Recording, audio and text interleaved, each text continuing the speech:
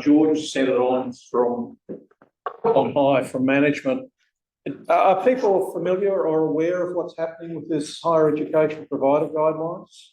No. No? Okay, good, because I thought if everyone says yes, I'll just shut up and we'll get out of here. But, so, in the past, the way that funding has worked for students is that students have to pass at least 50% of their units to be eligible for Commonwealth scholarship, the Commonwealth support program, I think is what it's called.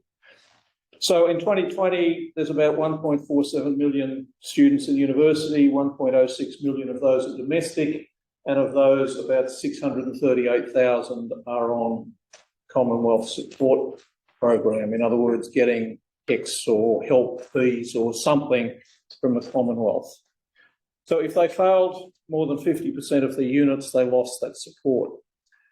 As of, now the proposal is January 1st, 2024, which is what's on the report that's come out. They're throwing a whole lot back on the universities. Universities have to identify the students that are at risk of not completing a unit, and they have to provide support for those students. Which, I mean, depending on how universities deal with that, could either mean that maths support, I mean, from our point of view, maths and stats support are the things that are important, are going to suddenly become much more important, but also what's going to happen to our subjects, because we traditionally have somewhat higher fail rates and therefore need to identify the students. So just some summary, a couple of points that I took from the report, and it is available online. Again, if anyone wants it, I'm happy to forward it to you. The university policy has to provide the process for assessing student suitability to continue in a unit and identify the students at risk. And there's something about doing that before census date. They have to provide a process for providing support for students that are identified at risk. How is that support going to be given? And if the students don't take it, how the university will proactively encourage students to take that, make use of that support. They also have to identify students in need of literacy, numeracy and other academic support, and how those supports will be delivered. And they have to provide information on how those things are going to be resourced for the students that are identified. Sorry, go back one if you want a quick. Yeah. Previous, let's try that if people wanted to copy that. So there's a few other things in the policy, but they're sort of the core ones that are, I guess, important, although I sort of highlighted. In terms of reporting, universities will have to report how successful implementation of support has been, which means that support services are now going to have to be able to justify our existence and show what we've done. I know we all have the data, but it's actually now going to become important. Identify ways of improving support. Give examples of how we've assisted students. Quantify the number of students that are given support. What sort of support is provided, and the academic progression of those students. And also the number of staff that are involved. So, I mean, that's sort of as much as I've got, but I just wanted to bring this to people's attention and maybe open a discussion on what effect are those changes going to have on the way we teach, on the way universities implement them, and for those of us involved in support. Does that mean we're actually going to start to be valued as part of the university on, or is it just going to be lip service that's paid and perhaps we just tick boxes and dumb down courses more? Yeah. Stephen? That's exactly what I was just thinking, because, with Mesh, we try to get students to come see you, but they don't come. Mhm. But then because when it gets to the end of the year and we're doing the exam results and our final results, there's all this pressure about why you're failing so many students. So because the easy fix is, well, don't fail as many students Yeah. because you can't seem to get them to go get the help they need. But the other fix, as I've been saying to a few people around here, is you actually force them to attend the support services, right? If you've got at-risk students, which we all have, we all know that we've already been doing this. We've been identifying them, we've been emailing them, we've been trying to encourage them. Look, here, you are in danger of failing because you failed your first assessment badly, whatever mark they got. Here are all the available support services. We strongly encourage you to go and use them. And then as Stephen says, they don't, right? Now, the question is how, and this of course is what we don't know, how strictly all of this is going to be enforced, right? And if the answer is not really, then nothing much is going to change. We're doing all that we really can. But if the university gets scared, thinks they're going to have to pay substantial fines for not implementing all of this, well, as far as I can tell, the only solution is the next step is we have to give the students no choice. We have to say, you need this support, you have to get this support. I sort of see Part of the subject in a sense. the other reason I'm bringing this up is I see this as something else that FYI Maths can perhaps get involved in, because I think we all think a similar way, and we possibly need a voice that is going to be able to speak to it. I mean, one of the things about this that you haven't put up, Don, and I understand why you didn't, is that the university is also now responsible for ensuring that students are in appropriate courses. And I think that that is a way that, you know, a first-year maths network, say, for instance, could be involved in this, because we all know that there are students, we've all had students, not a lot of them, but we've all had students who, you know, just, they don't realise what the course is that they've enrolled in. They have no idea what the numerical and quantitative skills are that are going to be required of them. They're just not in an appropriate course. And it's very hard for the university, for us, to advise students, but the university is going to be required under this Act, if they're not just tick boxing it, to actually, you know, engage with students on this aspect. So, you know, the girl that comes to do astronomy because she thinks it means astrology, you know, and doesn't think fractions are important, because I just use decimals all the time anyway. You know, she's not gonna, she's gonna have a conversation. But I think there are also some dangers in that as well.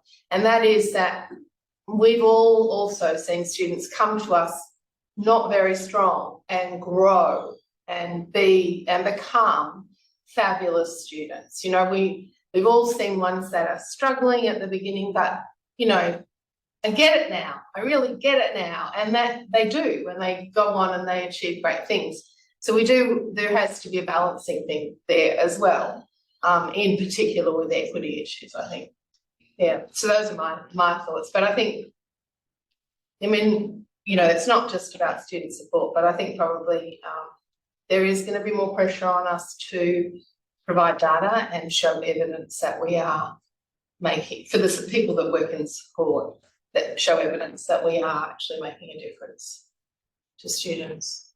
Yeah, and I'm just not sure how different universities are going to respond, and whether it's going to be more of a professional staff response in the follow-up and the contacting students. It's not clear how connected that will be to subject coordinators. So maybe on one hand you might go, maybe that's a good thing because I don't have to do all of that work.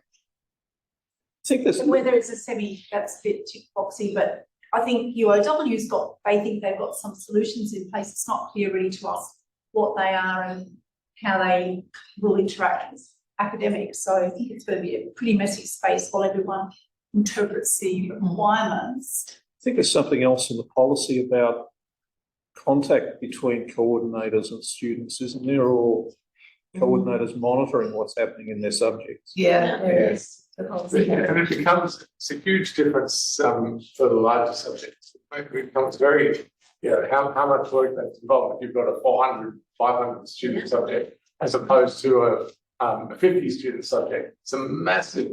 So there's workload use. Yeah, exactly. That as well. Yes, yeah. I think just saw Deb's put, I think that's Deb put a camera on online. George? And then who else is? Did you have something to add, Deb? Not really. So this has been coming for some time. So we've known about it for a while, and it's been it started to be implemented. So I don't know whether you put up. I'm just confused because we all thought that it would be great when the Labor government got in because we thought that they would turn it back. But if what you've just put up is new, then that's clearly not going to happen. So the rules around it were that I think the students got I think it didn't come in till the end of first year. So the students had to, it was 50% failure rate overall, but they didn't calculate that on their first semester. And then when the students returned to good standing, then they would get their CSP back. So if they lost it, they didn't lose it forever. But the whole identifying students at risk was really important because, and we've done it before at our uni anyway, and I'm sure you guys did too, is because you want to give that information to students before the census date. So if they're at risk of failing the subject and therefore eventually falling below the 50%, that you would be encouraging them to remove themselves from the unit so that it didn't count towards their results. So there was those sorts of discussions being had, but I wasn't aware of the thing that you put up, Don, as a progress on that. The draft that I saw had that this would commence from January 1, 2024. George, there's a couple of us in the room, but George? Yeah, just want to respond to Charles' comment about potentially making these supports compulsory. I guess there's an ethical question as to whether if you make co-curricular supports compulsory, are they still co-curricular? There's been 2 applications that I've been involved with in my role at Notre Dame. One of being with nursing with PPE 1 and PPE 2. They get 3 attempts at a numeracy exam where they have to get 100%. And there, what the coordinators have done is they've now made mathematics workshops on maths anxiety and basic math skills for calculations, which I run, to be compulsory for any student that wants to apply for a 3rd attempt. And then back before the land type trial began, for any student that wanted to apply for a 4th or 5th attempt for numeracy, then they would have to do one-on-one consultations with myself, and that was actually written into the requirements.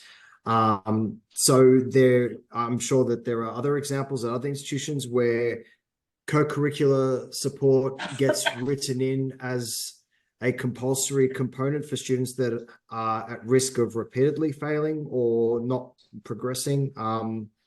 So I'd be interested to hear if there's other examples of making it compulsory. Well, Macquarie does the same thing for land type. They have to engage with the numeracy centre. Yeah, I think we do it at WSU as well, and with the nursing. Sharper, I think. Well, in terms of what coordinators should do, I think we all being proactive in contacting students via email and providing sessions on like whenever they need. But the problem is we need to start documenting that, right? Because we'll be questioned if we've done that or not. And how do we document it? That's another story. How do they want us to keep track of that? If it's only emails and communication and they don't respond, for example, what do we do? So, like all of these stuff that are announced. I know with engineering, I've had SMSs sent out sometimes, and the response to that is even almost nil. So, I think this is probably a point at which you have to get the professional staff involved in following up. So you do this yourself, as most of us are doing. But the sincere first attempt, but if they don't respond, we can't then keep chasing them. But I'm saying if we communicate, how do they want us to communicate? Yeah, it's more Well, about. emails are naturally documented. We've already got that. But Yeah, but I think there'll be a bit more around this with respect to how do we collect the evidence, Yeah. which is a whole other yeah. pain point. Yeah. Depending on how systems are. So yeah, it's a very big. First, Oh, sorry. So I think this is we've discussed that there's kind of two aspects to this support. There's an academic part and a pastoral part, basically. Mhm. And I think this is good if and only if it causes the universities to increase their focus on the pastoral part. I think the academic part, there's lots of committed people at all universities who are already doing this really well, and those resources are just underutilized universally, I think. So what really needs is a big step up in the pastoral side, and that means having dedicated professional staff who do that, I think. So I mean, at Macquarie at the moment, we've got one casual who covers the entire Faculty of Science and Engineering in terms of inducing students to like respond to emails beyond what we can do ourselves, so that they will send out SMSs if you ask them to. Like you meet them at the start of the semester and say, what can you do for my course this semester? And they say, well, just kind of contact me if you've got something really urgent. And then of course that sounds great in week 1, but by week 7, you've completely forgotten about it. And so in the end, nothing happens.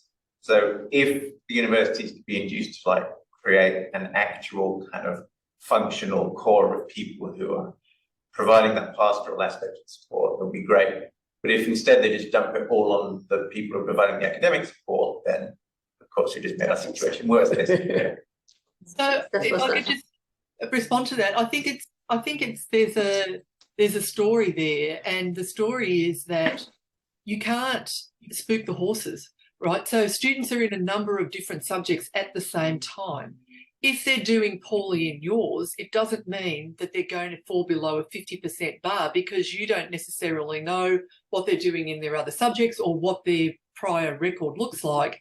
And you can't have every subject coordinator looking that up for every student. So, I mean, basically what, in my head anyway, would be sensible would be that there would be some faculty group collecting data at some point in the semester and doing those calculations and contacting the students who were at risk across the board. You don't want to be just telling them, you know, you're at risk of failing my subject, because they might be doing, I mean, you could do that, but in terms of this procedure, they might be doing very well at everything else. And so what you want to make sure is that you're only really contacting the students who are going to fall below the 50% bar across the board, and any individual subject coordinator is not going to know that.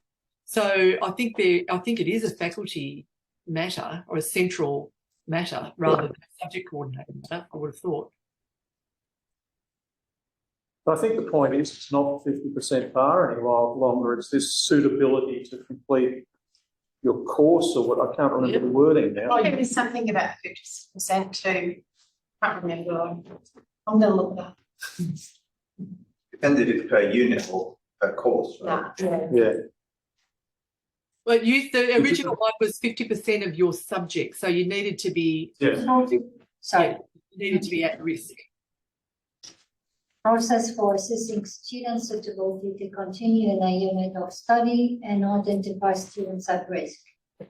So it's just students at risk. Yeah. I mean, then And in each particular unit of study, it's not overall. yeah. So it is supposedly the subject coordinator's responsibility for their subject. That's going to be, well, it's impossible. Yeah, what they would already have. Well, it's the university responsibility, right? Yes, it's supposed to be, but it falls back on us because they get substantial fines if they don't, they're judged to not comply, etc. So then the university will push it back on us. Actually, I think it's been removed, the 50% pass. Yeah. Yeah, that's what I understood as well, that 50% was taken away, and it was replaced with this fact that the university now has to assess each student and identify if they're capable of completing their course. So this is even retrospective, but we all know that students who have already failed, our subjects, possibly multiple times, are much more at risk already of failing the subject again, right? But of course, nothing in this documentation will think about the fact that when let's suppose that it's implemented as of 1st of January 2024, right? People who wrote this policy don't care about the fact that we've already got students at risk before we even start our subjects. But I guess the very worrying thing about this is imminent, but for all of us here, there's not been very much discussion about what it means, how it's going to be implemented within our institutions, and what do we do about it? how's going to be responding to it. Yeah, do our institution know about this? Well, one would hope so. I mean, they would ask, aren't they? It's never told us.